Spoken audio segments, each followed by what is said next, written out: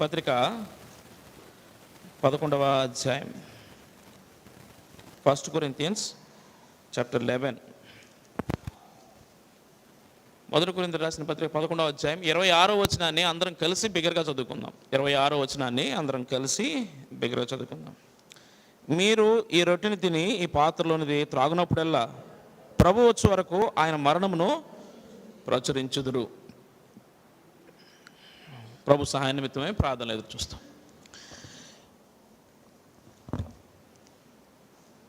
ప్రేమానములు మా ప్రియ పరలోక తండ్రి, నమ్మకమైన దేవా, యేసుక్రీస్తు వారి ఘనమైన శ్రేష్టమైన ఉన్నతమైన నామం పేరిట ఈ యొక్క ఉదయకాల పేర్లలో నీ రక్తం చేత కొనబడినటువంటి ప్రజలతో పిస్గాలో చేరి నేను కూడా నిన్ను ఆరాధించడానికి ఇచ్చినటువంటి ధన్యతను బట్టి స్తోత్రాలు ప్రభువా. నా జీవితంలో మీరు జరిగించిన రక్షణ కార్యం ఎంతో గొప్పది, అమూల్యమైంది. నేను వెలుపట ఉండవలసినటువంటి వాడిని, దూరంగా ఉండవలసినటువంటి వాడిని దేవా. ఎన్నో భయంకరమైనటువంటి పాపములు నాలో ఉండినవి దేవా. అయితే నా నిజస్థితిని నాకు చూపించి దేవా, నీ సన్నిధిలో దేవా తండ్రి నన్ను కడిగి నీ కృప చూపి నాకు ఇచ్చినటువంటి రక్షణ బట్టి నీకు ఎంతగానో వందనాలు, స్తోత్రాలు. నన్ను రక్షించడం ద్వారా నిజమైన ఆశీర్వాదం క్రిందకు నన్ను తీసుకొచ్చినందుకై నిన్ను స్తుతిస్తూ ఉన్నాను, ఆరాధిస్తూ ఉన్నాను. ఓ ప్రభా, నీ కట్టడలు, నీ శాసనాలు, నీ న్యాయ విధులు, నీ వాక్యం నాకు బోధించి దినదినము నన్ను నడిపించేటువంటి దేవుడుగా, కుడికి కానీ ఎడమకు కానీ తొరగకుండా దేవా నీ వైపే చూసి నడిచేటువంటి భాగ్యాన్ని నాకు అనుగ్రహించినందుకే స్తోత్రాలు. అవును ప్రభా, ఈ మార్గంలో నేను నడుచుకుంటూ వచ్చినప్పుడు ఒకానొక దినాన నిశ్చయముగా నేను చెప్పగలను, ఆ రాజుల రాజును, ప్రభులు ప్రభును, ఆయన సింహాసనాన్ని చేరుకోగలనని. ఇటువంటి జయవంతమైనటువంటి జీవితంలోనికి, విజయవంతమైనటువంటి జీవితంలోనికి నన్ను తీసుకురావడం కోసమై ఎల్లప్పుడూ నీ కనుదృష్టి నా మీద ఉంచి, నీ ముఖ దృష్టి, నీ ముఖ కాంతి, సన్నిధి కాంతి నా మీద ఉదయింపజేసి ఓ ప్రభువా నిత్యమును నడిపిస్తున్నందుకై నీకు వందనాలు, స్తోత్రాలు తెలియజేస్తుంటున్నాను ప్రభువా. దీనికి నేను పాత్రుని కాను, అపాత్రుణ్ణి, ఎన్నికలేని వాడిని దేవా. నాకు ఇచ్చిన గొప్ప వాక్యాన్ని బట్టి స్తోత్రాలు. ఇటువంటి అనుభవంలో అనేక మంది నిన్ను ఆరాధించగలిగారు. ఆరాధించిన బిడ్డలందరిని బట్టి స్తోత్రాలు. ఇంకెవరైతే ఆరాధించలేని వారుగా ఉన్నారో, ఇటువంటి అనుభవం లేని వారుగా ఉన్నారో అటువంటి వారితో మీరు మాట్లాడండి. ఇక్కడ కూర్చున్న వారు కావచ్చు, ఈ మైక్ శబ్దం ద్వారా వింటున్న వారు కావచ్చు, ఇంకనూ ఇటువంటి వెలిగింపులోనికి రానివారు, ఇంకనూ క్రీస్తు ప్రభు వారి యొక్క రక్తము చేత తమ పాపాలు కడుక్కొన్నటువంటి వారిని ఓ ప్రభా ఈ మధ్యాహ్న కాల సమయంలో మీరు దర్శిస్తూ రావాల్సిందిగా ప్రార్థన చేస్తున్నాం. నీ వాక్యం జీవం కలిగింది, నీ వాక్యంలో శక్తి ఉంది. అది బండలను సైతము బద్దలు చేయగలిగినటువంటి శుద్ధి వంటిది ప్రభువా. అటువంటి వాక్యాన్ని కోరుకుంటూ ఉంటుండగా సహాయం చేయండి. ఏవో ప్రభా, ఈ యొక్క పరిచర్య కోసమై దేవా తండ్రి, ఈ సంఘం కోసమై అనేక మంది పరిశుద్ధులు చేస్తున్న ప్రార్థనల మీద ఆధారపడుతూ నన్ను నేను సంపూర్ణంగా తృణీకరించుకుంటూ పక్కకు పెట్టుకుంటూ నీ యొక్క నామాన్ని మాత్రమే హెచ్చిస్తూ దేవా దీనున్నై నిలబడుతుంటుండగా నీ సిలువ చాటును మరుగుపరచండి, నీ రక్త ప్రోక్షణ కింద ఉంచండి. నా నోటిని, నా గొంతుని తాకుతూ రావాల్సిందిగా ప్రార్థన చేస్తూ ఉన్నాను. సహాయపడమని, కృప చూపమని, ఈ కొద్ది సమయం నీ వాక్యం చుట్టూ చేరి వస్తుంటుండగా మమ్మల్ని దర్శించమని, నీ యొక్క ఉన్నతమైన కార్యాన్ని మా మధ్యలో జరిగించమని, నీ దీవెన ఆశీర్వాదాల చేత మమ్మల్ని నింపమని, నీ బల్లకు యోగ్యులుగా మమ్మల్ని చేయమని యేసుక్రీస్తు ఉన్నతమైన నామంలో అడిబ్రతమాన వేడుకుంటున్నాను తండ్రి, ఆమేన్.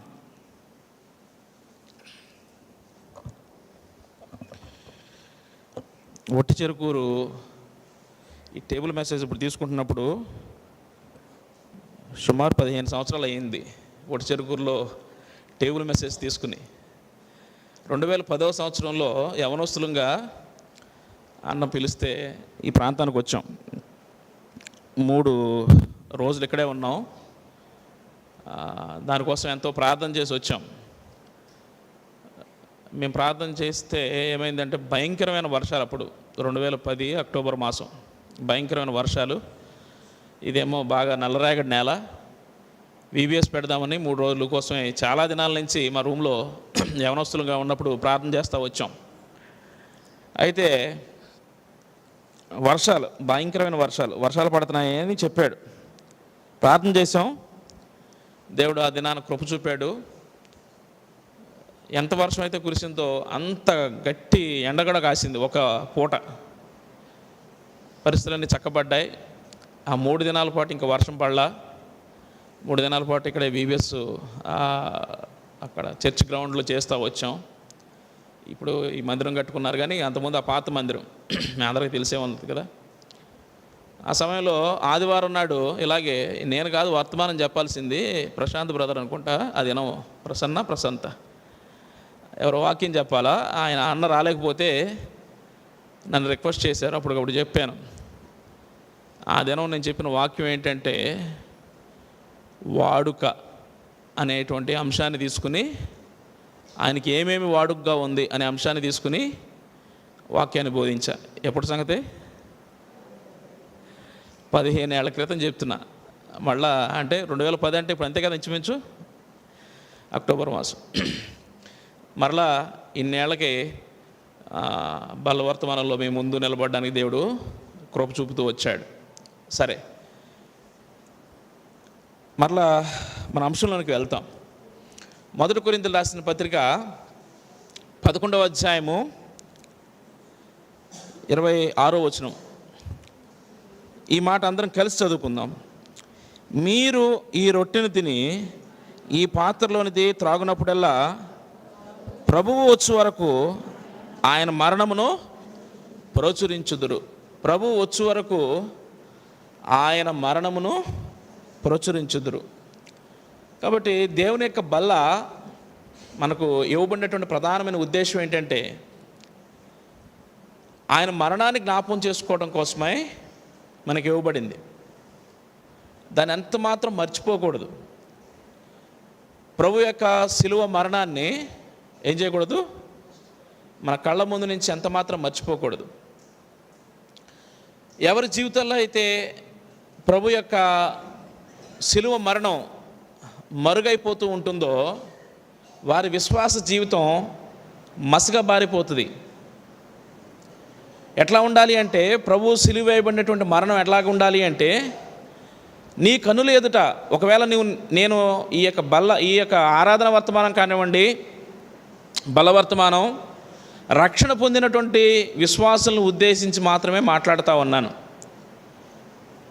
నిజముగా రక్షణ పొంది ప్రభువైన యేసుక్రీస్తు వారి యొక్క రక్తంలో తమ నిజ పాపాలన్నింటినీ ఒప్పుకుని నిజముగా తమ జీవితాలను సరిచేయబడినటువంటి వారి కోసమే ఈ ఆరాధన, ఈ బల్ల నియమించబడతా వచ్చింది.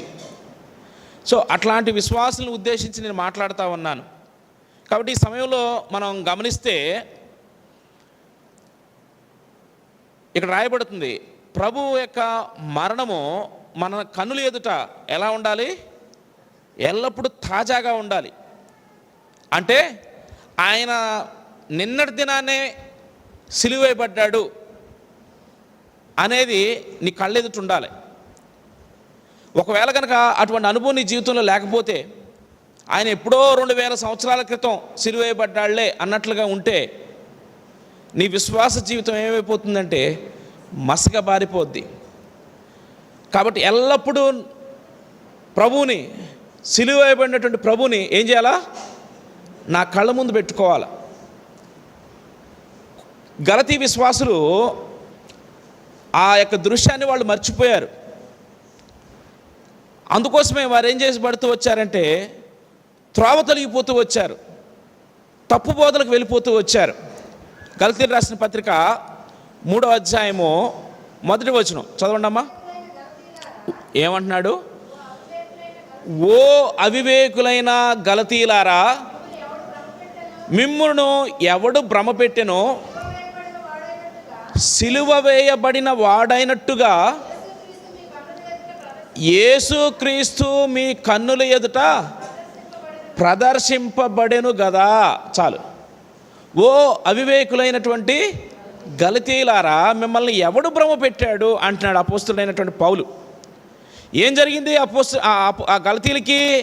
ఎందుకు ఇంత కఠినమైనటువంటి మాట ఆ సంఘాన్ని ఉద్దేశించి అపోస్తుడైన పౌలు పలకవలసి వచ్చింది? ఓ అవివేకులారా అని ఎందుకు చెప్పాల్సి వచ్చింది అంటే, వాళ్ళ ముందు యేసుక్రీస్తు ప్రభువారు ఎట్లా ప్రదర్శించబడ్డాడంట? సిలువ వేయబడినట్లుగా ఆయన ప్రదర్శించబడుతూ వచ్చాడు.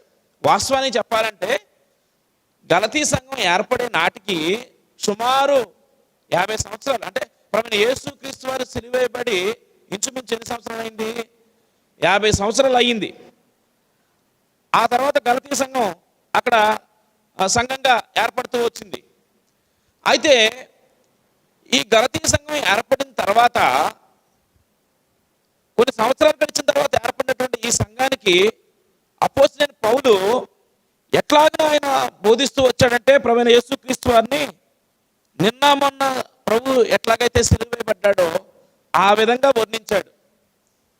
అదే మాట ఇక్కడ చెప్తా ఉన్నాడు. ఏం చెప్తా ఉన్నాడంటే, మీ ముందు క్రీస్తు ప్రభు వారు ఎలా ప్రదర్శించబడ్డాడు?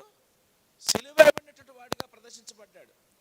ఇటువంటి ఉన్నతమైనటువంటి దర్శనాన్ని పొందుకున్నటువంటి మీరు అంత సులువుగా ఎలా పక్కెళ్ళిపోయారు?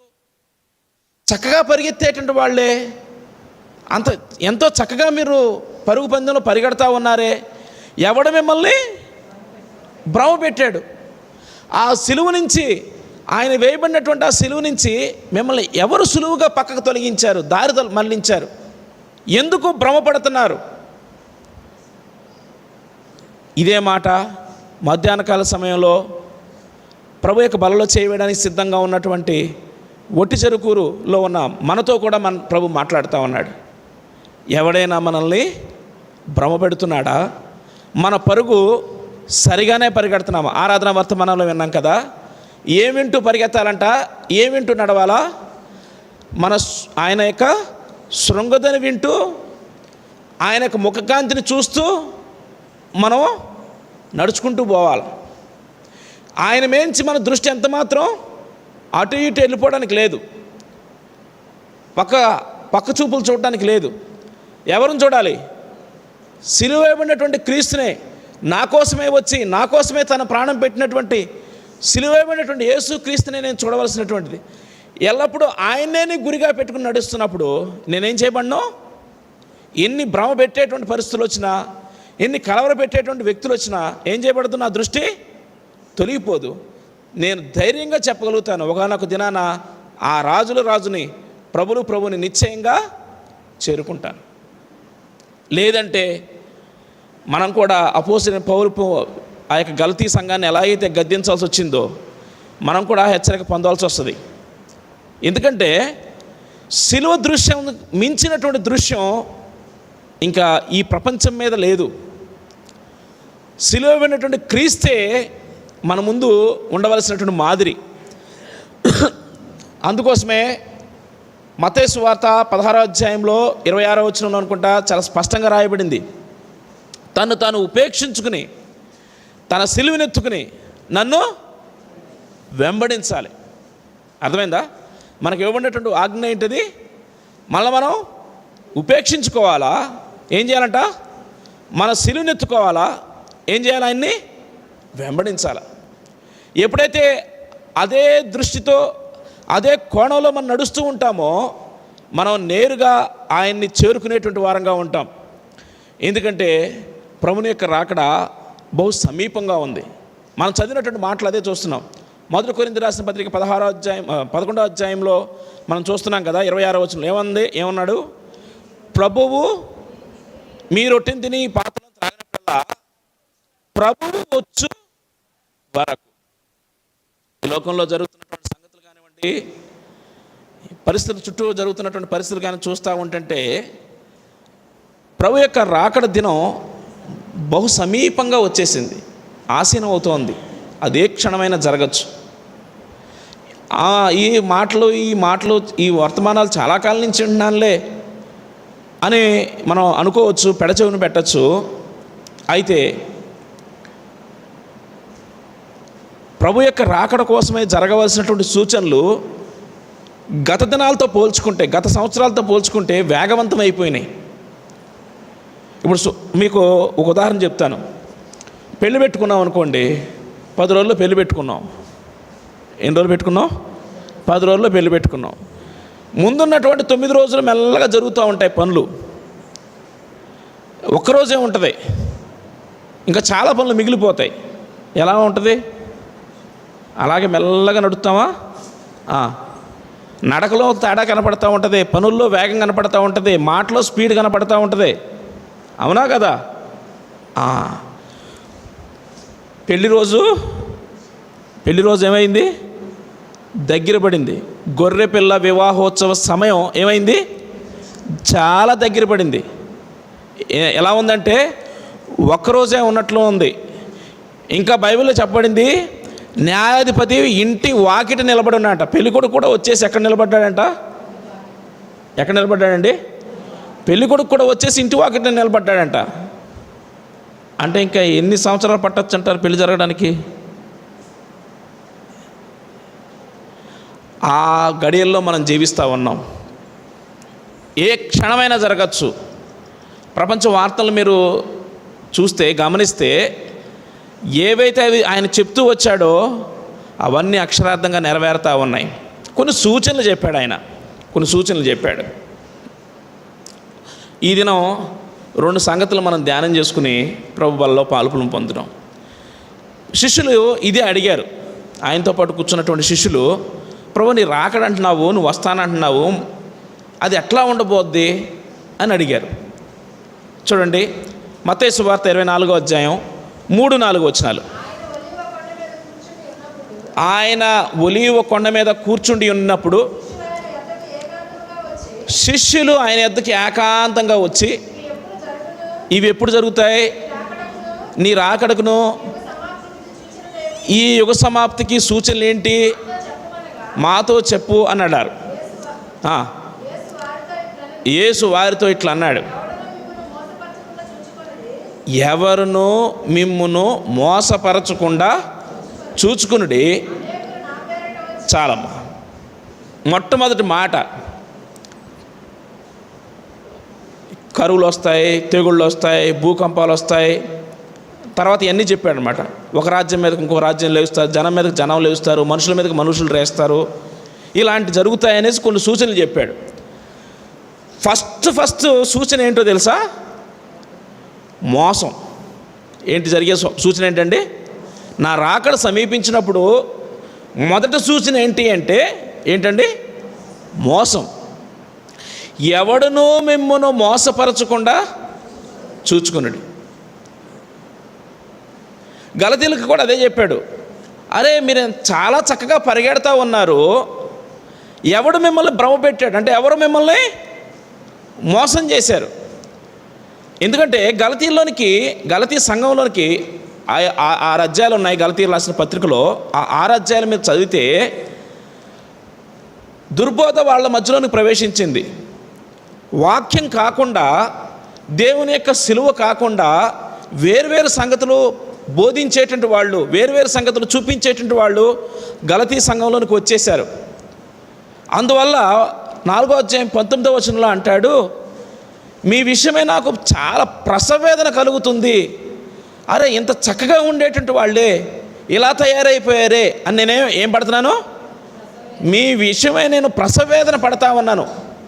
అంటే పిల్లలు కనవలసినటువంటి తల్లి ఎంతగా బాధపడుతుందో, చచ్చి మరలా పుడుతుందో, అంతగా మీ విషయమై నేనేం పడుతున్నాను? ప్రసవేదన పడుతున్నాను ఓ గలతీ సంఘస్థులారా అని చెప్తున్నాడు. ఏ ఉద్దేశం చేత ప్రభు ఈ మధ్యాహ్న కాల సమయంలో ఈ మాటలు మీ గమనం తీసుకొస్తున్నాడో నాకైతే తెలియదు. వాస్తవానికి నేను చెప్పాలనుకున్నటువంటి అంశం వేరే. మిమ్మల్ని చూస్తుంటే ప్రభు ఇదే మాట మీతో పలుకుతున్నాడు అనిపిస్తుంది. ఓ పిస్కా సంగమా, మీ విషయమై ఎంత ఉన్నతమైనటువంటి ఉద్దేశాలు ఉద్దేశిస్తూ వచ్చాను, అయితే ఎవడు మిమ్మల్ని భ్రమ పెట్టాడు? సిలువేయబడినటువంటి నా దృశ్యం తప్ప ఆ దృశ్యాన్ని చూడకుండా మిమ్మల్ని ఎవడు ప్రక్కదోవ తొలగించాడు?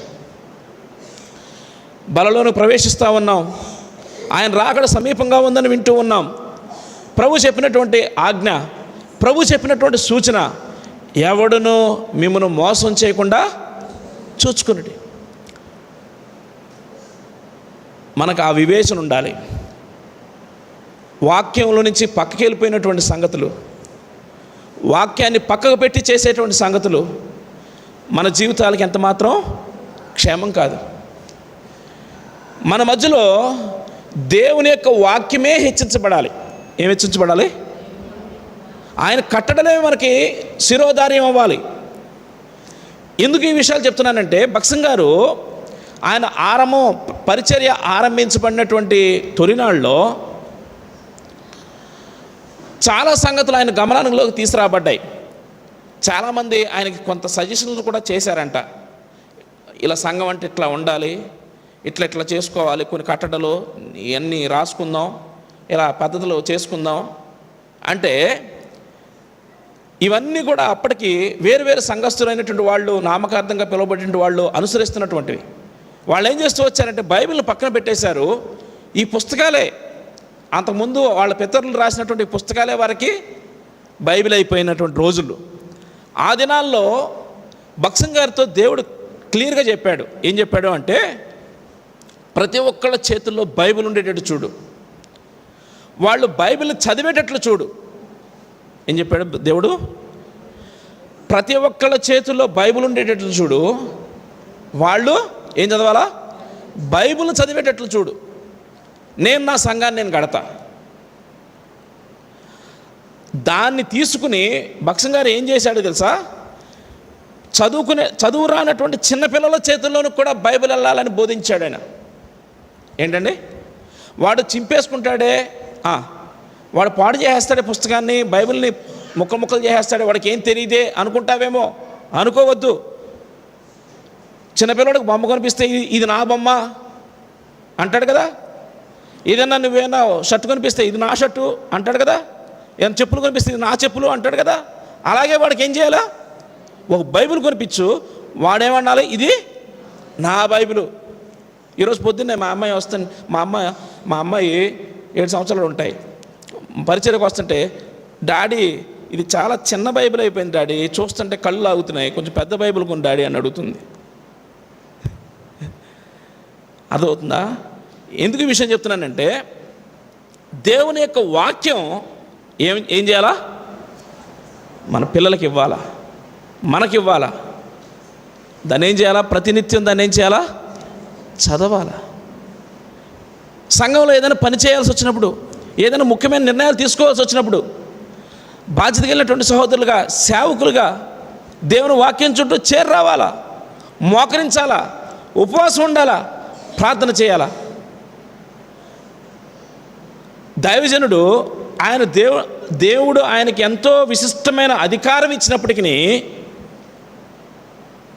తన మోకాళ్ళ మీదకి వెళ్లకుండా, ప్రార్థన చేయకుండా, ప్రభు సన్నిధిలో కనిపెట్టకుండా, పెద్దలందరూ ఉపవాసం ఉండి ప్రార్థన చేయకుండా ఏ నిర్ణయమో వాళ్ళు చేసేవాళ్ళు కాదు. ఏ యొక్క డెసిషన్ వాళ్ళు తీసుకునేటువంటి వాళ్ళు కాదు. ఈ దినం పులిపేట మీద ఎవరు నిలబడాలన్నా కూడా, ఎవరు వాక్యం చెప్పాలన్నా కూడా వాళ్ళు మోకాళ్ళ మీదకి వచ్చి ధ్యానించి తీర్మానం చేసిన తర్వాత ఆ పరిచయం నియమించుకునేటువంటి వాళ్ళు, నిర్ణయించుకునేటువంటి వాళ్ళు. అయితే దినాలు గడుస్తున్న కొద్దీ ప్రార్థన పక్కకి వెళ్ళిపోయింది, దేవుని యొక్క వాక్యం పక్కకి వెళ్ళిపోయింది. కాబట్టే సంఘంలోనికి మోసం ప్రవేశించింది. నేను బయట విషయాల గురించి నేను పట్టింపు కలిగి మాట్లాడట్లేదండి.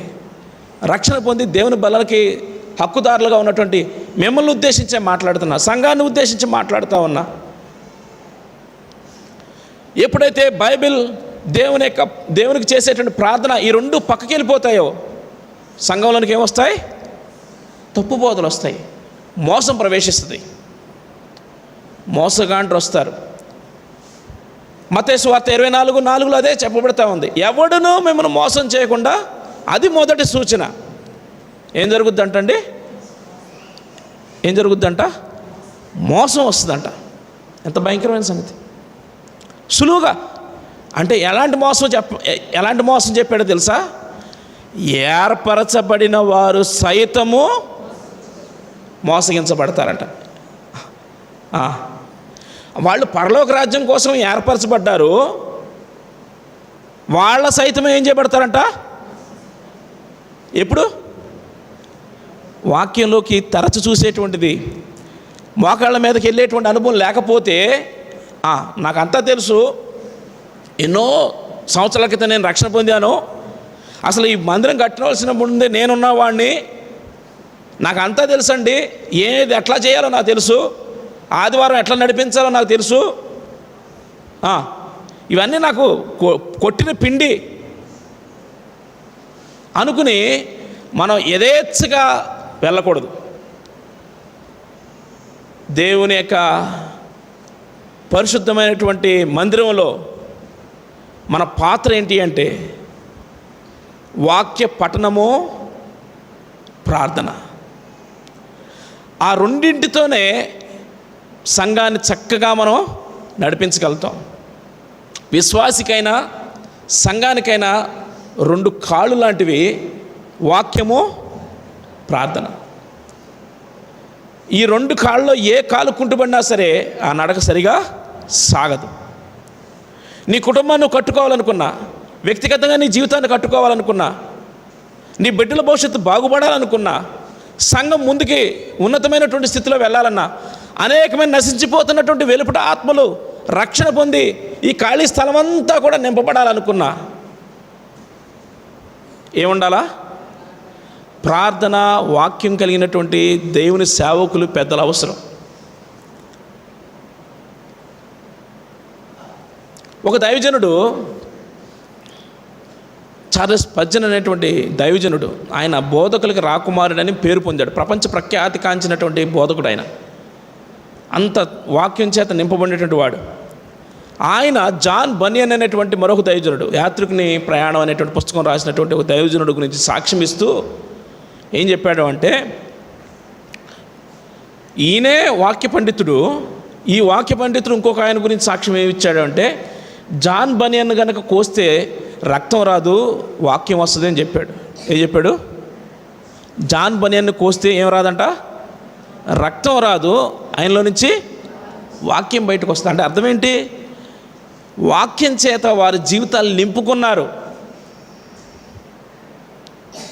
మొన్నటి దినాన ఒక వాక్యం వింటా ఉన్నాను. ఒక సేవకుడు చెప్తా ఉన్నాడు.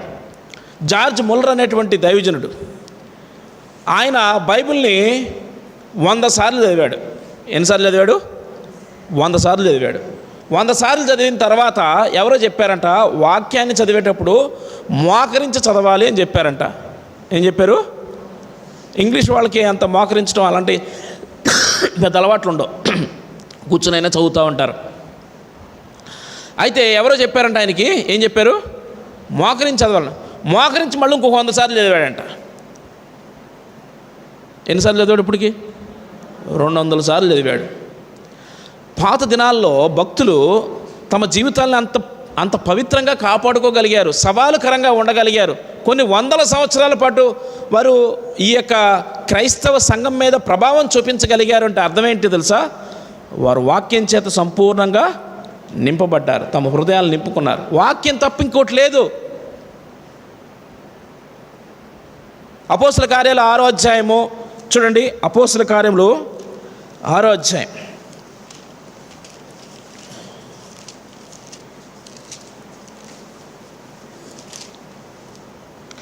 అపోస్తల కార్యంలో 6వ అధ్యాయం 4వ వచనం. అయితే మేము ప్రార్థన యందును వాక్య పరిచర్య యందును ఎడతెగక యుందుమని. ఎవరు ఈ మాట చెప్పింది? అపోస్తలులు.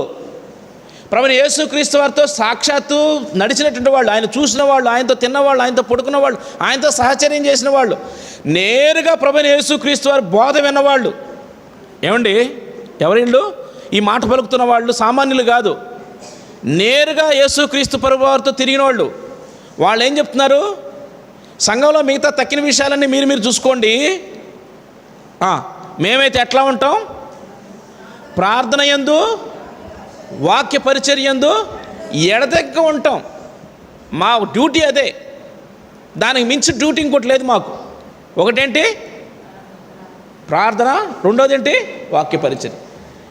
ఇది నాన్న చూస్తే సంఘంలో కార్యక్రమం అంటే ప్రార్థన లేదు, వాక్యం లేదు, తక్కినవన్నీ వచ్చేసినాయి. తక్కినవన్నీ వస్తున్నాయి. ముఖ్యమైనటువంటి 2 అంశాలు పక్కకు పెడుతున్నాము, మిగతా విషయాలను పట్టుకుని పోరాడుతూ ఉన్నాం. ఎలాగునా ప్రభుకు లెక్కప్ప చెప్పగలం?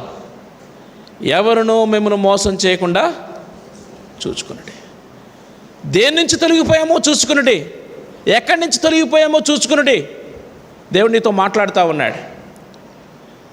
వ్యక్తిగతంగా నీ జీవితాన్ని కట్టుకోవాలన్నా, నీ కుటుంబాన్ని చక్కబరుచుకోవాలన్నా, సంఘాన్ని బాగు చేయాలన్నా అవసరమైనటువంటివి 2.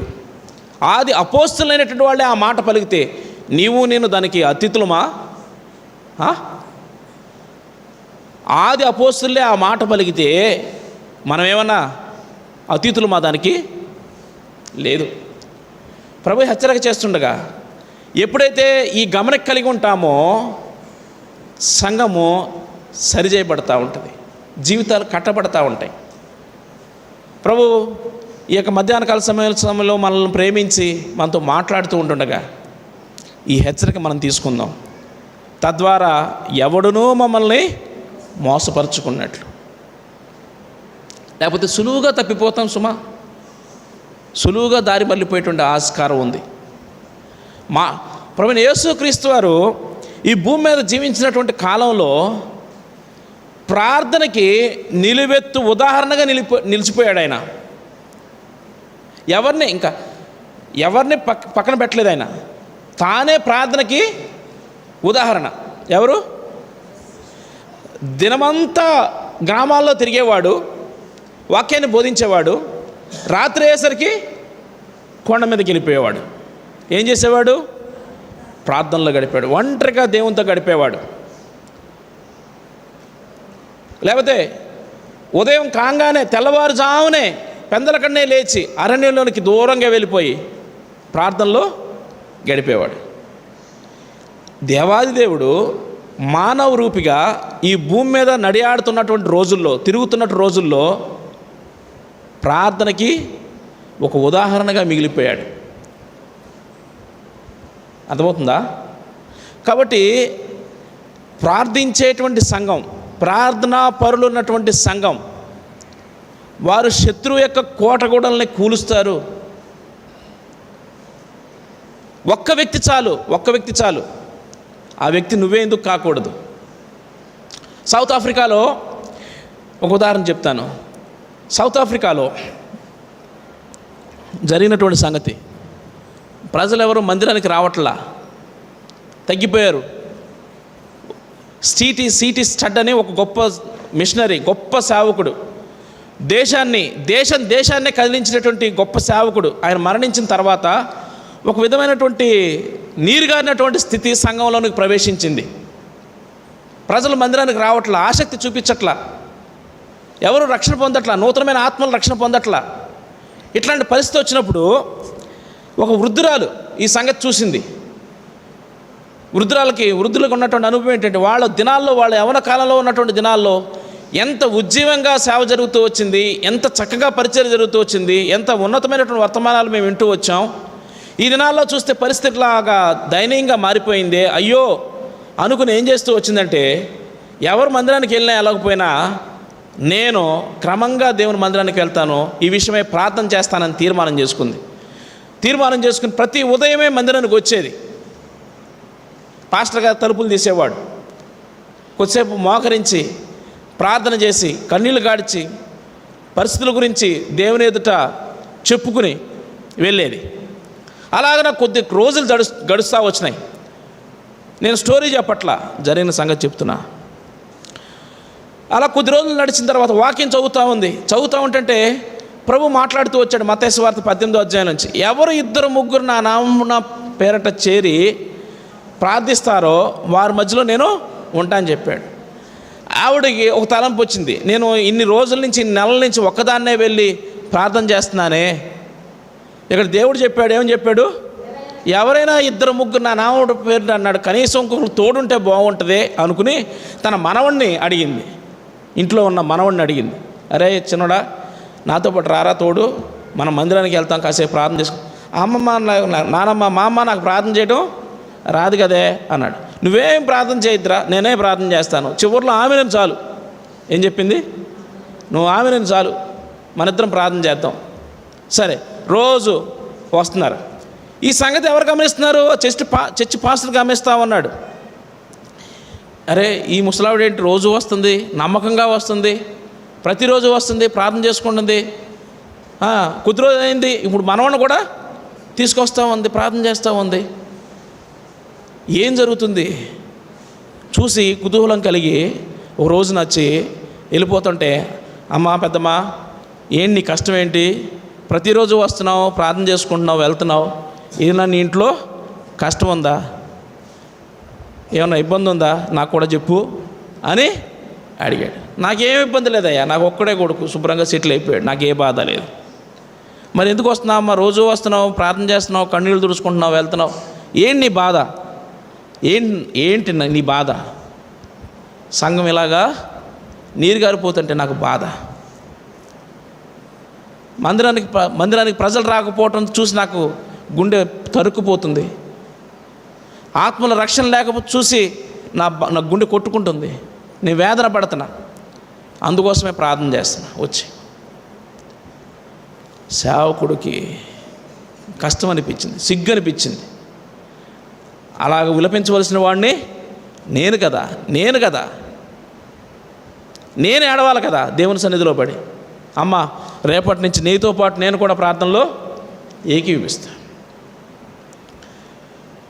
ఒకళ్ళు, ఇద్దరు, ఇప్పుడు ఎంతమంది అయ్యారు? ముగ్గురు. ప్రార్థన చేస్తూ ఉంటే ఈ సంగతి ఆ చర్చిలో ఉన్నటువంటి సేవకులుగా పెద్దలకి, నాయకులకి తెలిసింది. ప్రతిరోజు మన మందిరంలో ఒక వృద్ధురాలు, మన సేవకుడు, ఒక పిల్లోడు కలిసి ఏం చేస్తున్నారు? ప్రార్థన చేస్తున్నారంట. సేవకులు విన్నారు. సేవకుల హృదయాలతో దేవుడు మాట్లాడుతూ పెద్దల హృదయాలతో, నాయకుల హృదయాలతో దేవుడు మాట్లాడుతూ వచ్చాడు. వాళ్ళు చేకీపించారు, సంఘం వింది, ప్రజలు కదిలారు, ప్రజల జీవితాల్లో మార్పు జరిగింది, సంఘానికి ప్రజలు రావటం ఆరంభించారు. ఈ సంఘాన్ని చూసి తక్కిన సంఘాలు ఉజ్జీవించబడతా వచ్చాయి. అరే, ఇంతమంది ప్రజలు, అసలు ప్రజలే రానటువంటి పరిస్థితుల్లో, ఎవరికి ఇష్టం వచ్చినట్టు వాళ్ళు తిరుగుతున్న పరిస్థితుల్లో, దేవుని లెక్క చేయనటువంటి, దేవుని భయమే లేనటువంటి ఈ సౌత్ ఆఫ్రికా కంట్రీలో ఎలాగన మందిరానికి ప్రజలు వస్తున్నారు? ఏం చేశారు మీరు? సీక్రెట్ ఏంటి? ఏకీవించి ఏం చేశాం మేము? కన్నీళ్లు విడిచి ప్రార్థన చేశాం. దేవుడు మరలా ఉజ్జీవాన్ని మా మధ్యలోకి తీసుకొచ్చాం. ఇదే ఫార్ములాని తక్కిన సంఘాలు అవలంబించాయి. ఇది నాన్న వెళ్ళి చూస్తే south Africa is the one of the Christian country. South Africa దేశం క్రైస్తవ దేశంగా చరిత్రలో ఉంది. ఇప్పటికీ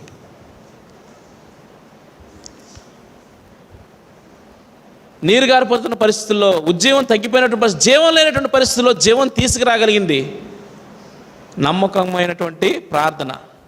అర్థమవుతుందా? ఎప్పుడైతే అటువంటి ప్రార్థనా పరుల్ని సంఘంలో చూస్తుందో, సంఘం కలిగి ఉంటుందో, సంఘాలు కట్టబడతాయి, ఉజ్జీవం వస్తుంది. ప్రార్థన చేతనే ఆరంభించబడింది మన సహవాసం. ఒక్క వ్యక్తి యొక్క ప్రార్థన నమ్మకత్వం అనేక వేల సంఘాలకి మాదిరైంది. అది ఈ దినాన మారుమూల గ్రామంలో కనబడుతున్నటువంటి గుంటూరు జిల్లాలో పిస్గాకు కూడా వచ్చింది. ఎన్నో సంవత్సరాల నేను విన్నాను, ఎన్నో సంవత్సరాల క్రితమే దైవజనుడు భక్సింగ్ గారు ఇక్కడ కూడా వచ్చాడండి. ఎంత ఉన్నతమైనటువంటి ఉద్దేశాన్ని మన పక్షంగా కలిగి ఉన్నాడో ఆలోచించు. ఎవడును మిమ్మల్ని మోసం చేయకుండా చూచుకున్నాడు. ప్రతి పరిస్థితి సెటరేట్ అవుతుంది, ప్రతి పరిస్థితి కూడా తీసివేయబడుతుంది. ఎప్పుడు? అపోస్తుల కార్యాలు 6వ అధ్యాయం 4వ వచనంలో మనం చూసిన సూత్రం. మేమైతే ఎట్లా ఉంటామో ప్రార్థన యందును వాక్య పరిచర్య యందును ఎడతెగక ఉంటాము. అలా తీర్మానం చేసుకున్నారు వాళ్ళు. రెండవ జాగ్రత్తగా పడాల్సింది అంటే, రెండవది ఏం జరుగుద్దంట ప్రభు వచ్చేటప్పుడు అంటే ఆయన చెప్పింది ఏంటి అంటే, లూకాసు వార్త 18వ అధ్యాయం 8వ వచనం, రెండవ సూచన లేకపోతే జరిగేటువంటి సంగతి. ఆయన రాకడ దినాలు సమీపిస్తున్నప్పుడు ప్రభు వచ్చేటువంటి సమయంలో జరిగేటువంటి సంగతులు ఏంటి అనేది మనం చూస్తున్నాం. లూకాసు వార్త 18వ అధ్యాయం 8వ వచనం.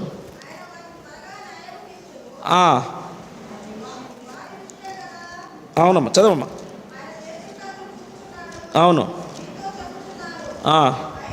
ఆయనను మనుష్య కుమారుడు వచ్చినప్పుడు ఆయన భూమి మీద విశ్వాసము కనుగొనునా?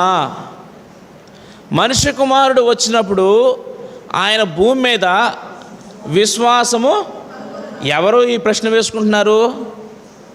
ఎవరు వేసుకుంటున్నారు ఈ ప్రశ్న? సాక్షాత్తు యేసుక్రీస్తు ప్రభువారే తనతో తాను వేసుకునేటువంటి ప్రశ్న. ఆయనకే ఆశ్చర్యం అది. ఏంటంట?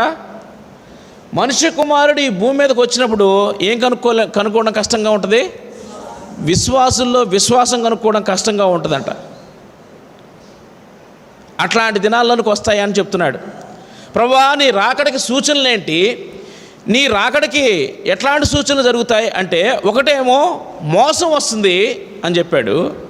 రెండోది విశ్వాసము సన్నగిల్లిపోతుందని చెప్పాడు. విశ్వాసం కనుక్కోవడమే కష్టం అని చెప్పాడు. ఈ విశ్వాసం అనేటువంటి అంశం మీద మాట్లాడాలంటే చాలా పెద్దది. అయితే ఈ యొక్క భయంకరమైనటువంటి దినాల్లో మనం ముందుకు కొనసాగాలి అంటే,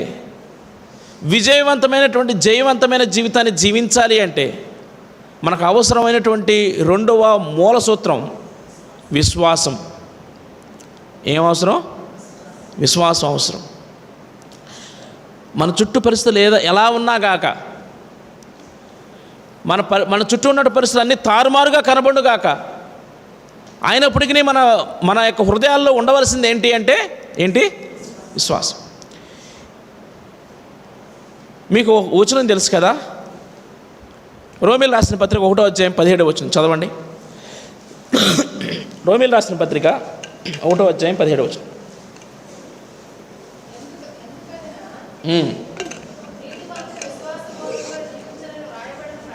చాలమ్మా.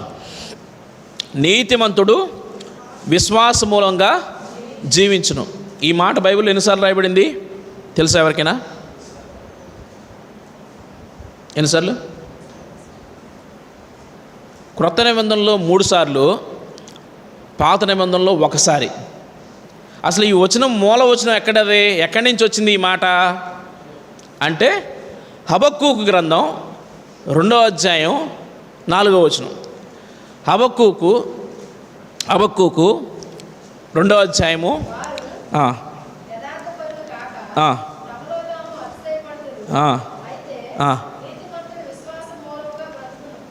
వారు యథార్థపరులు కాక తమలో తాము అతిశయపడతారంట.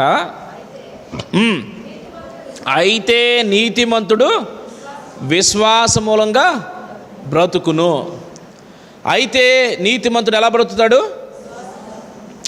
ఏ సందర్భంలో దేవుడు హబక్కూకుతో చెప్పాడు అంటే, పాత నిబంధనల కాలంలో చెప్పాడు ఈ మాట. ఈ వచనానికి మూల మాట అంటే మనం రోమీలు రాసిన పత్రిక 1వ అధ్యాయం చదువుకున్నాం. ఈ మాటకు మూల వచనం ఇది. ఇక్కడ చెప్పాడు. ఎవరితో చెప్పాడు ఈ మాట? హబక్కూకు అనేటువంటి ప్రవక్తతో చెప్పాడు. ఈ ప్రవక్త యొక్క ఆవేదన ఏంటో తెలుసా? తన చుట్టూ దుర్మార్గమే జరుగుతూ ఉంది. ఈ ప్రవక్త చుట్టూ చూస్తుంటే ఎటు చూసినా కూడా ఏం జరుగుతుంది? దుర్మార్గం. ఎవరి మధ్యలో దుర్మార్గం? ఇశ్రాయేలు ప్రజల మధ్యలో దుర్మార్గం. దేవుని ప్రజలుగా పిలవబడేటువంటి వాళ్ళ మధ్యలో దుర్మార్గం.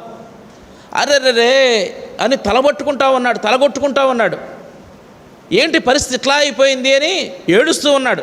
అలాంటి హబక్కూకు చుట్టూ చూస్తూ ఏమని ఫిర్యాదు చేస్తున్నాడంటే, ఫిర్యాదుతో ఆరంభిస్తున్నాడు. దేవునితోనే ఫిర్యాదు చేస్తున్నాడు. ఏమయ్యా, మమ్మల్ని రక్షింపకుండా ఉన్నావు, ఎంతకాలం మౌనంగా ఉంటావు? చదవండి. హబక్కూకు గ్రంథం 1వ అధ్యాయము 3వ వచనం అనుకుంటా చదవమ్మా. 2వ వచనం 3వ వచనం చదవండి. అది కాదమ్మా, మొదటి నేను మొరపెట్టినను నువ్వు ఎన్నాళ్ళు ఆలకింపక ఉందువు, బలాత్కారం జరుగుతుందని నేను నీకు మొరపెట్టినను నీవు రక్షింపక ఉందువు. ఏమంటున్నాడు? యెహోవా నేను నీకు మొరపెట్టినా నువ్వు వింటలేదు, బలాత్కారం జరుగుతుందని చెప్పినా కూడా నువ్వేం చేస్తలేదు, రక్షింపకుండా ఆలకింపకుండా ఉన్నావు. ఇంకా వచ్చిన ఆ అధ్యాయం అంతా చదువుకుంటే వెళ్ళండి. నీ కనుదృష్టి నిష్కళంకమైంది, దుష్టత్వం చూడలేనంత నిష్కళంకమైన కనుదృష్టి. 13వ వచనం చదువమ్మా. నీ కనుదృష్టి దుష్టత్వం చూడలేనంత నిష్కళంకమైనది కదా, బాధించువారు చేయి బాధను నువ్వు దృష్టింపజాలవు కదా, కపటులను నువ్వు చూచియు దుర్మార్గులు తమ కంటే ఎక్కువ నీతిపరులను నాశనం చేయగా నువ్వు చూచియు ఎందుకు ఊరకున్నావు? ఎవరితో మొరపెడుతున్నాడు ఈ మాట? నిద్రపోతున్నారని బలపడుతున్నాను. ఎవరితో చెప్తున్నాడు ఈ మాట? ఎందుకు ఊరకుందువు, ఎందుకు మౌనంగా ఉందువు, ఎందుకు రక్షింపకుందువు, ఎవరితో చెప్తున్నాడు ఈ మాటలు? దేవుణ్ణి అడుగుతున్నాడు. అంతగా తన యొక్క బాధ అంతా కూడా దేవుని సన్నిధిలో వెలగక్కున్న తర్వాత హబక్కూకి దేవుడు ఒకటే మాట చెప్పాడు. ఏం చెప్పాడు తెలుసా? నీతిమంతుడు విశ్వాసం మూలంగా బ్రతుకును. ఆ ఒక్క మాట రాయి చాలు. ఇన్ని పరిస్థితులు ఉండగాక, చుట్టూ ఎట్లాంటి దుర్మార్గం అన్నా జరుగునుగాక, ప్రజలు ఎంతగానో చెడిపోయినగాక, అయితే నీకు ఇచ్చేటువంటి ఒకే ఒక్క వాగ్దానం ఏంటది? నీతిమంతుడు విశ్వాస మూలంగా బ్రతుకుతాడు. అది ఎలా రాసి పెట్టాలి అంటే చాలా తేటగా రాసిపెట్టు. పరిగెత్తేవాడు సైతము చదివేటట్లు రాసిపెట్టు. ఎట్లా రాసిపెట్టు? పరిగెత్తేవాడు సైతం చదివేటట్లు అంటే ఆ దినాల్లో ఎక్కువగా పరుగున వెళ్ళేవాళ్ళు, లేకపోతే గుర్రాల మీద గాడిదల మీద వెళ్ళేవాళ్ళు. మీకు ఎప్పుడైనా తెలుసా, పెద్ద పెద్ద హోర్డింగ్స్ కనపడుతూ ఉంటాయి. సిటీలోకి వెళ్తే అడ్వర్టైజ్మెంట్ హోర్డింగ్స్ కనపడుతూ ఉంటాయి. ఎంత ఉంటాయి అంటే ఈ గోడంత ఉంటాయి కదా. దాని మీద సింపుల్గా రాస్తారు 4 మాటలు, 50% డిస్కౌంట్ అని. అంత పెద్ద బోర్డు రాసుకున్నాడు పిచ్చోడు. ఇటు ఇంతే మాట రాశాడు, ఇంత పెద్ద బోర్డు ఎందుకు పెట్టాడు అనుకుంటాం అనమాట. వాళ్ళు పిచ్చోళ్ళు ఏం కాదు. ఎందుకంటే నువ్వు బస్సులో స్పీడ్గా వెళ్ళిపోతూ ఉంటావు, 100 కిలోమీటర్ల స్పీడ్లో వెళ్ళిపోతూ ఉంటావు. ఒకసారి అలా చూసినట్లయితే, అలా చూసినా కూడా నీ కంట్లో పడిపోవాలన్నమాట. ఏంటది? South India shopping mall 50% discount అనేసి నువ్వు అంత స్పీడ్లో వెళ్ళిపోతున్నా సరే అలా చూస్తే ఏమవ్వాలా? నీకు ఫోటో అయిపోవాలన్నమాట. అందుకోసం పెట్టాడు అంత పెద్ద హోల్డింగ్. అంత పిచ్చోడు కాదాడు. దేవుడు ఇదే చెప్పాడు టెక్నాలజీ. ఏం చెప్పాడు? పరిగెత్తేవాడు సైతం చదివేటట్లు రాయి. ఒకటే ఒక మాట రాయి. ఏ మాట అది? కీవర్డ్ ఏంటది? నీతిమంతుడు విశ్వాస మూలంగా బ్రతుకును. ఈ అంత్య దినాల్లో, ఈ భయంకరమైన దినాల్లో, ప్రభు యొక్క రాకడి దినాల్లో విశ్వాసి బ్రతకాలి అంటే ఒకటి విశ్వాసం. ఎవరైతే నా వైపే మాత్రమే చూస్తారో, ఎవరైతే నా మీద మాత్రమే దృష్టి ఉంచుతారో వాడేమవుతాడు? బ్రతుకుతాడు. చుట్టూ ఉన్న పరిస్థితులు కాదు. ఆ దర్శనం ఎప్పుడైతే హబక్కు కలిగిందో తన ప్రార్థన మారిపోయింది, తన ఆలోచన మారిపోయింది. ఏమంటాడు తెలుసా? చాలా సంగతులు అధ్యాయాలను చదివించి ఇప్పుడు ధ్యానించాలంటే సాయంత్రం అయిపోద్ది. 2వ అధ్యాయం 20వ వచనం చదవండి. అయితే యెహోవా తన పరిశుద్ధాలయంలో ఉన్నాడు. ఆయన సన్నిధిని లోకమంతయు మౌనంగా ఉండునుగాక. అర్థమైందా? ఏం దర్శనం కలిగింది? అయితే యెహోవా తన పరిశుద్ధాలయంలో తన మందిరాన్ని ఆయన విడిచిపెట్టలేదు, ఆయన సింహాసనాన్ని ఆయన విడిచిపెట్టలేదు. ప్రజలు ఎంత భయంకరంగా తయారైనప్పటికీ, ఏ విధమైనటువంటి పరిస్థితులు ఉన్నప్పటికీ యెహోవా ఆయన పరిశుద్ధాలయంలో ఆయన ఉన్నాడు. ఆయన ఉన్నప్పుడు ఆయన సన్నిధిలో లోకం అంతా ఎలా ఉంటుందంట? ఎవడో నోరెత్తడానికి వీల్లేదు. సర్వలోకము ఆయన సన్నిధిలో నిశ్శబ్దంగా ఉంటుంది.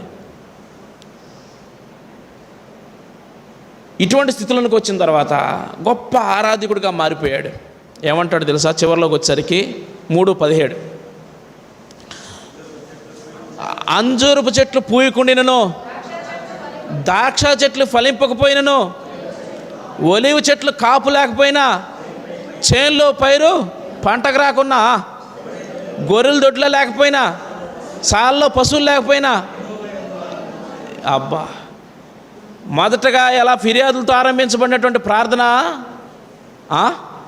ఫిర్యాదులతో ఆరంభించబడినటువంటి ప్రార్థన, నా ప్రార్థన ఎందుకు ఆలకించట్లేదు, ఇంత దుష్టం జరుగుతుంది, ఎందుకు చూడట్లేదు, కళ్ళు మూసుకున్నావా, ఏం చేస్తున్నావు అని ఫిర్యాదులతో ఆరంభించబడ్డాడు అతని ప్రార్థన. చివరికి ఏమైపోయింది? సంతోషంతో, ఆనందంతో ముగిస్తూ ఉంది. కారణం ఏంటంటే ఒకటే, గొప్పదైన దర్శనాన్ని పొందుకున్నాడు. ఏంటి ఆ దర్శనం? నీతిమంతుడు విశ్వాస మూలంగా బ్రతుకు. ఈ దినాన దేవుడు మనతో మాట్లాడుతూ ఉన్నటువంటి సంగతి, విశ్వాసము కోల్పోయేటువంటి దినాల్లో విశ్వాసకర్తను వేడుకుంటే, విశ్వాసాన్ని చేపడితే ఏం చేయబడతాం? బ్రతుకుతాం. అర్థమైందా? బ్రతుకుతాం అంటే అర్థం ఏంటి తెలుసా? నశించిపోయే వారితో నశించిపోము. చివరిలో ఒక విషయం చెప్తానండి. ఆరాధన వర్తమానంలో కూడా చెప్పాను. మీకు చెప్పడానికి చాలా సంగతులు ఉన్నాయి, అయితే సమయం సరిపోవట్లేదు. ముగింపులో ఒక 5 నిమిషాల్లో నేను ముగిస్తాను, ప్రయత్నం చేస్తాను. మనం ఇట్లాంటి భయంకరమైనటువంటి దినాల్లో మనం జీవించవలసింది జయవంతమైనటువంటి జీవితం. ఒక సూచన ఏంటంటే అండి, మోసం ప్రవేశిస్తుందంట. రెండో సూచన ఏంటి? విశ్వాసం సన్నగిలిపోతుందని దేవుడు చెప్పాడు. విశ్వాసాన్ని కనుగొన్నా అంటే అర్థం ఏంటంటే విశ్వాసం ఉంటుందిలే. అయితే మనకు అవసరమైంది ఏంటి? ప్రార్థన, వాక్యము, ఆయన ఎందైనటువంటి అచంచలమైనటువంటి విశ్వాసం, చెరిగిపోయినటువంటి విశ్వాసం. ఇట్లాంటి పరిస్థితి కనుక మనకు ఉంటే జయవంతమైనటువంటి జీవితాన్ని మనం జీవిస్తాం. ఆరాధన వర్తమానం చివరిలో ముగింపులో చెప్పాను, నీ ముఖకాంతియే మాకేం చేసింది? విజయాన్ని చేకూర్చింది. మా ఖడ్గం మాకు విజయం ఇవ్వలేదు, మా ఎత్తులు మాకు విజయం ఇవ్వలేదు. ఏమిచ్చినాయి? నీ దక్షిణ హస్తమే, నీ బాహుబలమే, నీ ముఖకాంతియే మాకేమిచ్చింది? విజయం సాధించి పెట్టింది. మనం అట్లాంటి జయవంతమైన జీవితాన్ని జీవించాలని ప్రభు కోరుతా ఉన్నాడు. విశ్వాసి ఓడిపోయినటువంటి జీవితాన్ని జీవించడానికి వీల్లేదు. మత్తయి సువార్త 25వ అధ్యాయంలో 10 మంది కన్యకలు కనపడతా ఉన్నారు. ఒక మాట చెప్తున్నాను, తీయకండమ్మా, అది కథలాగే చెప్పేస్తాను, వినండి, శ్రద్ధగా వినండి. మత్తయి సువార్త 25వ అధ్యాయంలో 10 మంది కన్యకలు కనపడుతున్నారు. కన్యకులు అంటే రక్షణ పొందిన వాళ్ళని అర్థం. భక్సం గారు చెప్తారు, కన్యకలు అంటే అర్థం ఏంటి? రక్షణ పొందిన వాళ్ళు. అందులో ఎంతమంది ఎత్తబడ్డారు, ఎంతమంది విడవబడ్డారు? 5 ఎత్తబడ్డారు, 5 విడవబడ్డారు. పెండ్లి విందులో 5 మాత్రమే కనబడుతున్నారు, 5 కనబడట్లేదు. చాలాసార్లు మనం ఇలాంటి భ్రమలో ఉంటాం. మందిరానికి వస్తున్నాను, ఆరాధన చేస్తున్నాను, బలలో పాలుపంపులు పొందుతున్నాను, పరలోకం వెళ్ళిపోతాం అనుకుంటాం అన్నమాట. అదొకటే కాదు, మన జీవితంలో జయవంతమైన జీవితాన్ని జీవించాలా. పాపాన్ని జయించేటువంటి జీవితం, స్వార్థాన్ని జయించేటువంటి జీవితం, చెడుగును జయించేటువంటి జీవితం. ఓడిపోకూడదు, రాజీ పడిపోకూడదు. అర్థమవుతుందా? పాపంతో రాజీ పడకూడదు. ఆరాధన వర్తమానంలో క్లియర్గా చెప్పాం కదా, విన్నారు కదా. దేంతో రాజీ పడకూడదు? ఆయన పరిశుద్ధులైనటువంటి సపరేషన్ అవసరం అన్నమాట. అందుకనే ప్రార్థన గురించి మాట్లాడుతూ ప్రభు అంటాడు, 6వ అధ్యాయం మత్తయి సువార్త 6వ వచనంలో ఏమంటాడంటే, మీరు ప్రార్థన చేయనప్పుడు ఇంట్లోనికి వెళ్ళి, గదిలోనికి వెళ్ళి తలుపేసుకుని అంటాడు. గదిలోనికి వెళ్ళి ఏం చేయాలంట? తలుపేసుకుని అంటాడు. గదిలోకి వెళ్ళి తలుపేసుకోవడం ఏంటండి? ఎందుకండి? ప్రత్యేకత, లోకం నుంచి ప్రత్యేకత, లోకంలో జరిగేటువంటి విషయాల నుంచి ప్రత్యేకత. నువ్వు ప్రత్యేకించబడి ప్రార్థనలోకి వస్తే ప్రభు నీ ప్రార్థన ఆలకిస్తాడు. సగమేమో గడపవతల, సగమేమో గడప లోపల పెట్టి ప్రార్థన చేస్తానంటే, ప్రత్యేకత లేకుండా ప్రార్థన చేస్తానంటే, నా పాత జీవితాన్ని నేను జీవిస్తాను, ప్రార్థన చేస్తాను అంటే, నా ఇష్టం వచ్చినట్టు నేను మాట్లాడతాను, బల్లో పాలు పంపులు పొందుతాను అంటే, ఎవరు తప్పు చేయట్లేదు, నేను ఒకదానే కనపడ్డానా అంటే సరిపోద్దా? మనుషులను మనం భ్రమ పెట్టచ్చు, మనుషుల మీద మనం మాట చలాయించుకోవచ్చు. ఆరాధన వర్తమానంలో చూసాం కదా, ఒక్కసారి ఆయన ప్రత్యక్షమైతే, ఒక్కసారి ఆయన కలగజేసుకుంటే ఏ మనిషి కూడా ఆయన ముందు ఏం చేయబడ్డు? నిలవజాలడు. జాగ్రత్తగా ఉందాం, హెచ్చరిక తీసుకుందాం. కడవరి దినాల్లో ఉన్నాం. ఇంకొక మాట నాకు జ్ఞాపకం వస్తూ ఉంది. హబక్కు గ్రంథం 2వ అధ్యాయం 4వ వచనంలో ఒక మాట అంటాడు. ఏమన్నాడు?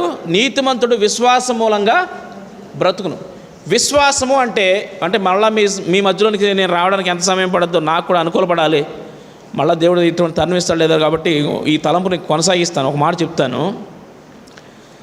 విశ్వాసము అంటే ఏమనుకుంటామంటే, నేను దేవుని మీద పెట్టే విశ్వాసం అనుకుంటాం. అదొక కోణం. నువ్వు దేవుని మీద విశ్వాసం ఉంచటం. విశ్వాసానికి రెండో కోణం ఉంది. అందుకని అక్కడ ఒకటైన ఎంకి వేసి కింద రాశారు. చదవండి, హబక్కుకు 2వ అధ్యాయం 4వ వచనం.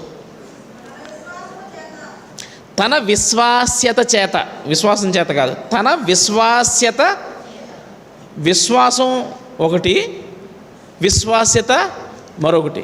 విశ్వాస్యత అంటే ఏంటంటే నమ్మకత్వం. ఏంటంటే నీతిమంతుడు విశ్వాస మూలంగా బ్రతుకునంటే ఒక కోణం, నీతిమంతుడు తన విశ్వాస్యత చేత బ్రతుకు. ఒకటేమో తను దేవుని మీద పెట్టుకునేటువంటి విశ్వాసం, రెండో కోణం ఏంటి, దేవుడు ఆ వ్యక్తి మీద పెట్టుకునే విశ్వాసం. విశ్వాసంలో రెండు కోణాలు ఉన్నాయి ఇక్కడ. అర్థమవుతుందా ఈ మాట, ఈ సూత్రం అర్థమైందా? ఇది చాలా విలువైనటువంటి సత్యం, విలువైనటువంటి మర్మం, గమనించాల. ఒకటి, నువ్వు దేవుని మీద పెట్టుకోవాల నమ్మకం, రెండోది దేవుడు నీ మీద నమ్మకం పెట్టుకోవాలి. అది విశ్వాస జీవితం అంటే. ఆ మాటలో రెండు అర్థాలు ఉన్నాయి. ఒకటి నువ్వు దేవుడి మీద నమ్మకం పెట్టుకోవడం, రెండోది దేవుడు నీ మీద, అప్పుడు నువ్వు విశ్వాసవి. నేను దేవుడి మీద నమ్మకం పెట్టుకున్నా, నేను దేవుడిని నమ్ముకున్నా, నేను దేవుడిని నమ్ముకున్నా, నేను దేవుడిని నమ్ముకున్నా అంటే కాదు. సగం విశ్వాసే, అర్ధ విశ్వాసే. సంపూర్ణ విశ్వాసం అంటే అర్థం ఏంటి తెలుసా? నేను ఈ అమ్మాయిని నమ్మా, నేను ఈ బ్రదర్ని నమ్మా అని ఎవరు చెప్పాలా? దేవుడు చెప్పాలి. నా ఈ బిడ్డను నేను నమ్మా, ఈ యొక్క తమ్ముడిని నేను నమ్మా అని ఎవరు చెప్పాలా? దేవుడు చెప్పాలా. అది అప్పుడే నీవు సంపూర్ణమైన విశ్వాసివి. 101వ కీర్తన 6వ వచనంలో అంటాడు, నా యందు ఉండడానికి కోసం ఎలాంటి వాళ్ళని ఎత్తుకుంటున్నాడంటే దేవుడు నమ్మకస్తులను ఎత్తుక్కుంటున్నాడు అంటాడు. చదువమ్మా. నా యొద్ద నివసించుటకు దేశంలో నా యొద్ద నివసించుటకు దేశంలో ఎలాంటి వాళ్ళని కనిపెట్టుకుంటున్నాను? ఎవరు చెప్తున్నారు ఈ మాట? దేవుడు చెప్తున్నాడు. బలలో పాలు పంపులు పొందుతున్నామని చెప్తున్నటువంటి నీవు, దేవుడు ఈ మాట నీ విషయమై చెప్పగలడా? నీ మీద నమ్మకం పెట్టుకున్నా నేను, నువ్వంటే నా నమ్మకం. మోషే నా ఇల్లంతట్లో, హెబ్రీయులకు రాసిన పత్రిక 3వ అధ్యాయం, మోషే నా ఇల్లంతట్లో ఎలాంటాడు? మరొక మాటలో ఏమన్నాడు తెలుసా? మీకు అర్థమయ్యే భాషలో చెప్తాను. ఏమన్నాడంటే, పరలోకపు తాళవ చెవులన్నీ కనుక మోషేకి ఇచ్చేస్తే చాలు, నేను పక్కన కూర్చుంటా అన్నట్టు అన్నమాట. మోషే ఒకడు మెయింటైన్ చేసేస్తాడు. అర్థమైందా? నా పరలోకపు తాళపు చెవులన్నీ ఎవరికి అప్పు చెప్తాను? మోషేకి అప్పు చెప్పేస్తాను. నేను పక్కన కూర్చున్న చాలు, ఎవరు మెయింటైన్ చేయగలడు? మీకు అర్థమయ్యే భాష కోసం చెప్తున్నా అన్నమాట. అట్లాంటి నమ్మకస్తులు కావాలి దేవునికి. అప్పుడు ఆయన పని మనకు అప్పచెప్తాడు, ఆయన పాత్రగా మనల్ని వాడుకుంటాడు.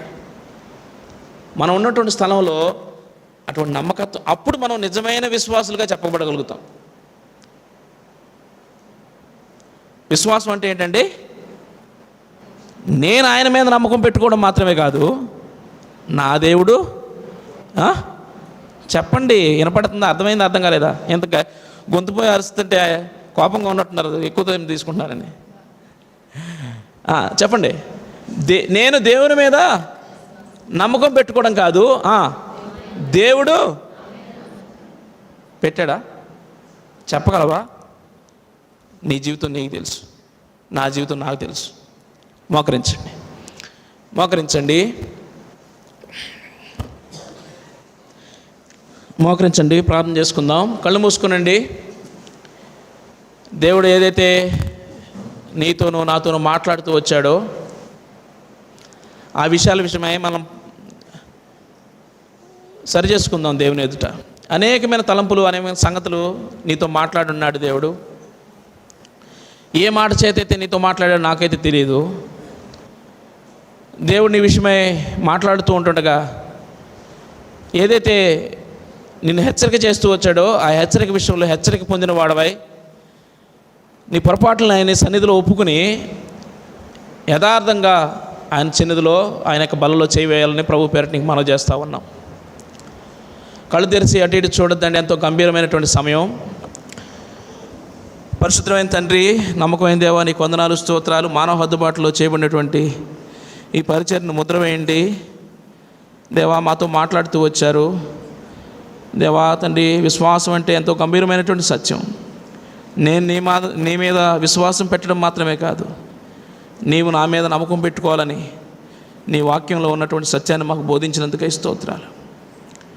దేవా, ప్రార్థన వాక్యం లేకపోతే మేము మోసంలోనికి వెళ్ళిపోతామని మీరు హెచ్చరిక చేస్తూ వచ్చారు. దేవా, ఈ విషయాల్లో ఎంతో కొదువుబడి ఉంటుండగా నన్ను మమ్మల్ని కడుగుము, పవిత్రపరచుము, పరిశుద్ధపరచుము. ఒప్పుకుని తీర్మానం చేసుకునేటువంటి బిడ్డల చేతులు పట్టుకునము. యేసుక్రీస్తు వారి ఉన్నతమైన నామములో అడిగి బ్రతమని అడుగుచున్నాను తండ్రి, ఆమేన్.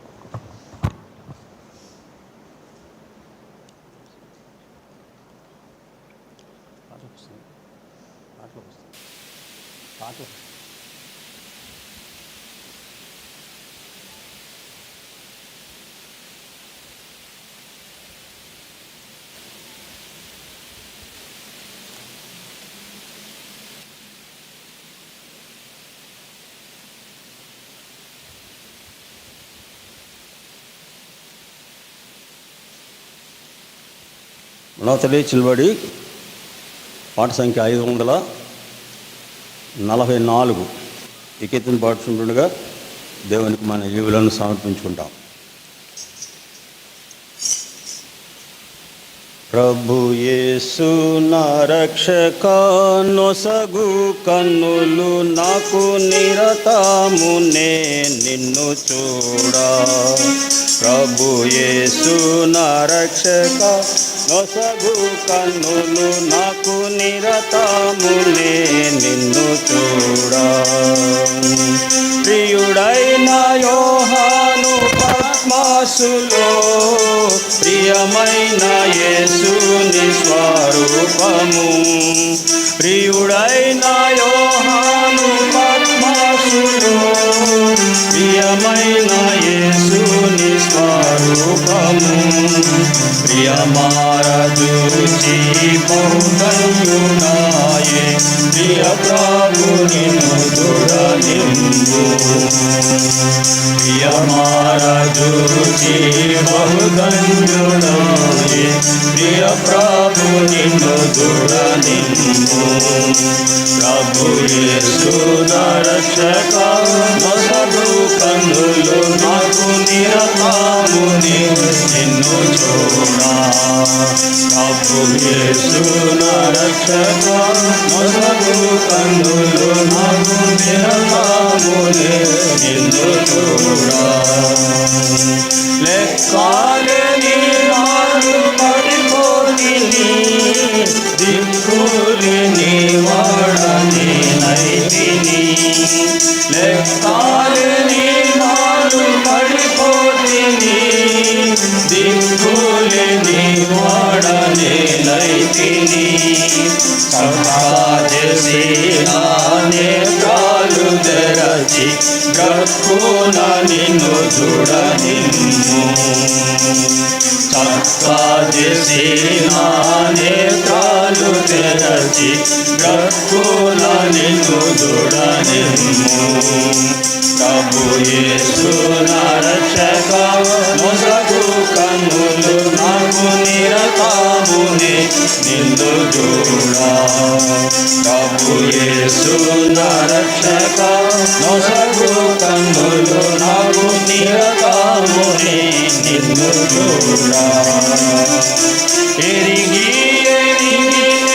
చెడిపోతిని యేసుని గాయములే పీతిని. ఎరిగి చెడిపోతిని యేసుని గాయములే పీతిని. మోసపోతి నేను దృష్టి తొలగిసి దాసుడనను చూడనిమ్ము. మోసపోతి నేను దృష్టి తొలగిసి దాసుడనను చూడనిమ్ము. ప్రభు యేసు నా రక్షక నొసగు కన్నులు నాకు నిరతమునే నిన్ను చూడా. ప్రభు యేసు నా రక్షక నొసగు కన్నులు నాకు నిరతమునే నిన్ను చూడా. యేసుని వైపు చూచెదరు పొందెదరు వెలుగు ముఖమున. యేసుని వైపు చూచెదరు పొందెదరు వెలుగు ముఖమున. సందేయంబు లేక సంతోషించుచు ముందుకు పరుగెత్తెదరు. సందేయంబు లేక సంతోషించుచు ముందుకు పరుగెత్తెదరు. ప్రభు యేసు నా రక్షక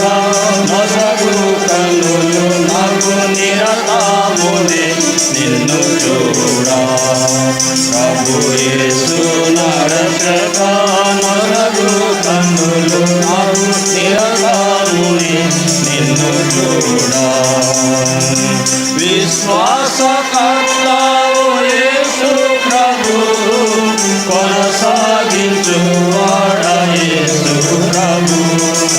విశ్వాసకర్తవు యేసు ప్రభు, కొనసాగించువాడ యేసు ప్రభు. వినయముతో నేను నీ వైపు చూచు విసుగాక పరుగెత్త నేర్పు. వినయముతో నేను నీ వైపు చూచు విసుగాక పరుగెత్త నేర్పు. ప్రభు యేసు నా రక్షక, నొసగు కన్నులు నాకు నిరతాముని నిన్ను చూడా. ప్రభు యేసు నా రక్షక, నొసగు కన్నులు నాకు నిరతాముని నిన్ను చూడా. అల్ఫయు నీవే ఒమేగయు నీవే, అల్ఫయు నీవే ఒమేగయు నీవే. ప్రభు యేసు నా రక్షక, నొసగు కన్నులు నాకు నిరతాముని నిన్ను చూడా. ప్రభు యేసు నా రక్షక, నొసగు కన్నులు నాకు నిరతాముని నిన్ను చూడా. దశ కూర్చోనండి. దశవారు కార్యక్రమం గమనించండి. మంగళవారం రాత్రి 7:30 గంటలకు సంఘ ప్రార్థన జరుగుతుంది. తిరిగి గురువారం రాత్రి 7:30 గంటలకు బైబిల్ పఠనం జరుగుతుంది. తిరిగి శుక్రవారం సహోదరుల పరిచర్య 7:30 గంటలకు జరుగుతుంది. తిరిగి శనివారం సిద్ధపాటు ప్రార్థన. తిరిగి ఆదివారం ఉదయం 10:30 గంటలకు ఆరాధన ఆరంభించబడుతుంది. సోమవారం చైన్ పేరు విషయమై 6 నుండి 7 వరకు శివమ్మ గారు, 7 నుండి 8 వరకు సుబ్బారావు గారు, నెహమ్యా గారి తండ్రి గారు, 8 నుండి 9 వరకు ప్రిస్కెల్లా, 9 నుండి 10 వరకు క్రిసోలైట్, 10 నుండి 11 వరకు మరియమ్మ గారు, 11 నుండి 12 వరకు ప్రభురాజ్యం గారు, 12 నుండి 1 గంట వరకు నాయోమి, 1 నుండి 2 వరకు పునయ్య గారు, 2 నుండి 3 వరకు ఎనోషు, 3 నుండి 4 వరకు కోటేశ్వరరావు గారు, 4 నుండి 5 వరకు అహరోను, 5 నుండి 6 వరకు నెహెమ్యా. వీరి సమయంలో ప్రార్థన చేయండి. ఇంకో విషయం గమనించండి, చైన్ పేరు జరిగేటప్పుడు ఎవరైనా ప్రార్థన చేయడానికి వచ్చినప్పుడు ఇక్కడ చేయొద్దు, ఆ ప్రక్కన ఎక్కడైనా కూర్చోండి. అలా చేయకపోతే పిలవని వారు ఇక్కడికి వస్తే పిలిచేవారు అక్కడ కన్ఫ్యూజ్ అయిపోతున్నారు. మామూలుగా సోమవారం ప్రార్థన చేయడానికి వస్తే మీరు ఒకవేళ ఆ ప్రక్కన ఎక్కడైనా కూర్చొని ప్రార్థన చేసుకోండి. ప్రార్థన చేస్తాం. పరలోక ముందు మా తండ్రి, పరిశుద్ధుడైన దేవా, ఘనమైన మీ గొప్ప నామమునకు స్తోత్రం చెల్లిస్తుంటున్నాం. ఉదయకాలం నుంచి ఇంతవరకు మీ సన్నిధిని మాకు అనుగ్రహించినందుకై మీకు స్తోత్రాలు. మీ సన్నిధిలో వెళ్ళి చేయబడిన లేఖన భాగంలో యందు ఆయన వారి పెసుగా ప్రాంతం మంది ప్రేమించి వస్తున్న ప్రతి వారిని మీరే ప్రతిష్ఠించమని మనవి చేస్తుంటున్నాం. ఈ దినం రాలేని మా ప్రియులకు మరి ఒక తరుణం అనుగ్రహించము. మీరు అక్కడ సమీపిస్తున్న దినాల్లో ఉంటుండగా ఆయన ఎవరి చేత కూడా మోసపరచబడుకున్నట్లు ఆయన మీ వాక్యంతో సంబంధం కలిగినటువంటి వారై ఆయన మనిషి కుమారుడు భూమి మీదకి వచ్చినప్పుడు విశ్వాసం ఉంటూ కనుగొన్న లేఖను ఆయన ప్రతివారు విశ్వాసమందు స్థిరపరచబడినట్లు మీ కృప విశ్రమ చేయమని మనవి చేస్తున్నాం. సహాయం చేయము. దగ్గర మా తండ్రి, ఈ ధర్మ మీ దాసం ద్వారా జరిగించే పరిచర్యకు మొదలువేయము. మీ వాక్యం నీరు ఫలింప చేయము. ముఖ్యంగా ప్రభువా నాయన పిసుగా సంఘ ప్రార్థనా మందిర పక్షంగా మీ కార్యం సంపూర్ణంగా నెరవేర్చి మీరే మాయం పొందవలసింది మనవి చేస్తూ సమస్తమును మీ కృపకు అప్పగిస్తూ మా ప్రభును ప్రియరక్షుడైన యేసుక్రీస్తు వారి నామంలో మిమ్మల్ని స్తుతిస్తూ అతివినంత వేడుకొంచున్నాము తండ్రి.